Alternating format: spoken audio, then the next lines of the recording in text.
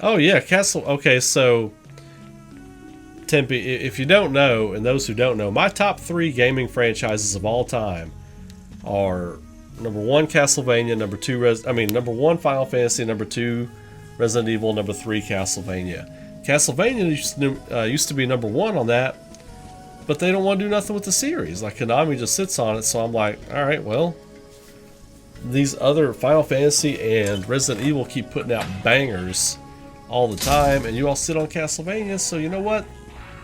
I can't say it's my number one anymore, but it is in my top three. I can't take it out of my top three because I love it so much. Hey, you know what? You want to shit on Castlevania 64, but I'll tell you this. It's the only Castlevania where you actually fucking fight vampires. You know what I mean? You dig? It's the only Castlevania where you actually fight vampires besides Dracula. Simon Belmont, Vampire Hunter. Oh yeah, how many vampires you killed? How many vampires you killed, bro? Thank you, Tempe. Thank you, Tempe. Curse of Darkness is my number three favorite Castlevania of all time.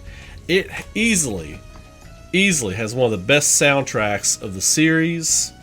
It is an incredible masterpiece.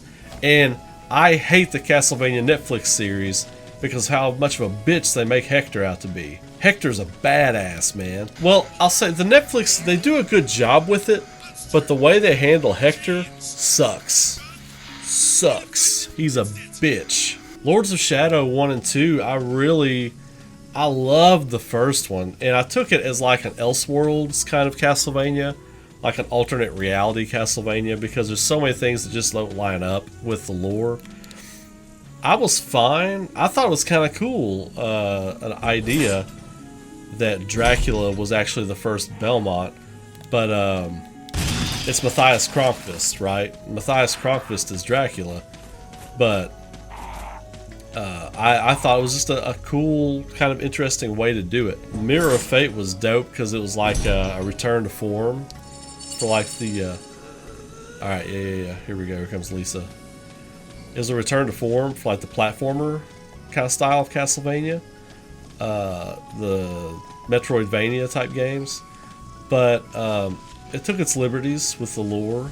But the lore is all over the place. We all know that. But I really enjoyed them. Lords of Shadow 2 lost me, right? I did finish it. But halfway through the game, it felt like it was starting to become a chore to finish it, right? Now, that teaser stinger trailer they did, like at E3, I think it was E3 or Tokyo Game Show or something that year. It was like, what year was that? I want to say it was like 2012 or 2013 or something like that. My God, that might be one of the best trailers I've ever seen in my life. I got so up for that trailer, like no shit. Yeah, dude, I have no idea what that was about. Like, you should have just been, that whole game should have just been ripping through everything with Dracula and all of his powers. The cool thing about Lords of Shadow 2, and the bosses that you kill randomly throughout all the Castlevania games, you kind of see them and talk to them, you know. And the voice acting was excellent, right? And like when you find Medusa and Dracula's talking to her, you know, and there's like this heartfelt moment between the two of them as she's dying. I was like, this is well done. I was excited, and then the further I got into the game, I was just like, okay, I think I'm out. But Curse of Darkness is so dope. Like Trevor Belmont's theme of Curse of Dark. Hang on, let me pull it up real quick. I'll let you all hear it real quick. Let me pull that up. I'll let you all hear it. That is like one of the dopest themes, period, ever. Here we go.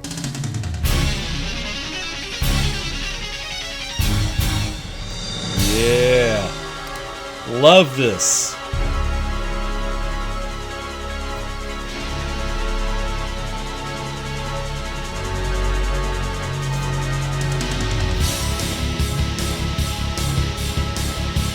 Oh man, this is so hype. This is so hype. This is one of my favorite video game tracks of all time.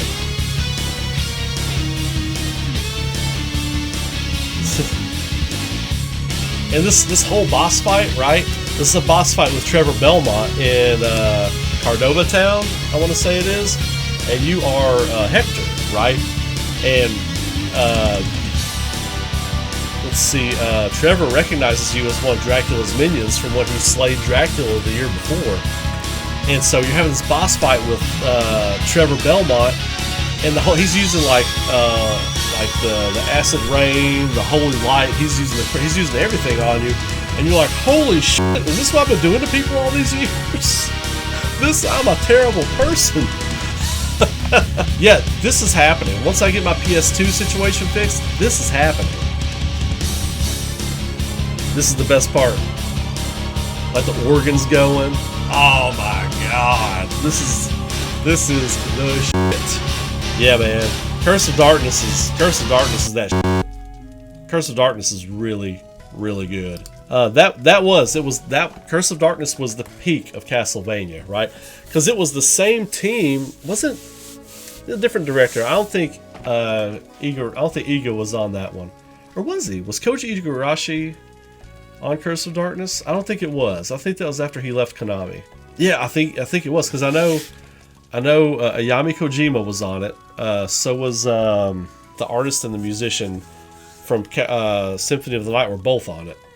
I think they were also on Lament of Innocence, right? So yeah, so from Symphony of the Night, Dracula X, the Dracula X team was on Lament of Innocence and Curse of Darkness. And then that team broke up because some of them left Konami and went and did their own thing. But and that's when Konami started to kind of fall apart, right? They started outsourcing stuff to Mercury Steam. They outsourced both Lords of Shadow games to Mercury Steam. And that was not well accepted. And then they had all the shit going on with Hideo Kojima at that point, and that's when the company started falling apart. But I wish Nintendo would just buy Castlevania. Like, Sony or Nintendo, I just wish they would buy Castlevania. If you want to start with Castlevania, start with the first Castlevania on NES and just work your way through it. I think that's the best way to do it. But if you don't want to deal with the 8-bit games, I would start on Super Nintendo. Of course, Castlevania 3 is one of the best, right? That's on NES. I think that was like 89 or 90. Maybe 91. I can't remember. But that was one of the last games for NES, I think. Castlevania 3, Dracula's Curse is excellent. That's what the Netflix series is based on. Castlevania 3, Dracula's Curse is what Netflix series is absolutely based on. I like Simon's Quest. I do. See, y'all thought I was gonna shit on it, didn't you? I like Simon's Quest because it's different. It's a horribly translated game, but I like it because it's different, and I love that it's got an RPG element to it. You have to collect all the things to go resurrect Dracula and then send him back to the grave. If you don't have a guide to get through Castlevania 2, trash. I mean, because you don't know what you're doing or where you're going. I had a Nintendo Power back in the day that had like a guide for it when I was a kid. That's how I got through it. But if you don't want to deal with the NES games, I wouldn't even start with Castlevania 4 on Super Nintendo. I would start with Castlevania Dracula X. I would start there, and then I would play Rondo of Blood and Symphony of the Night. That's the Rondo of Blood starts the Dracula X team, unless you can find a Sega Saturn and play Dracula X. But I think that's Rondo of Blood, right? And then from there, just continue forward from there. But I'd start from the beginning. Underestimated your audience. I underestimated you. You underestimated my knowledge and my delight in even the bad Castlevania games.